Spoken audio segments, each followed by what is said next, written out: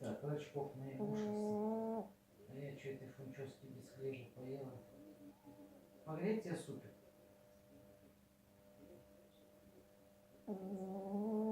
Я пока не хочу.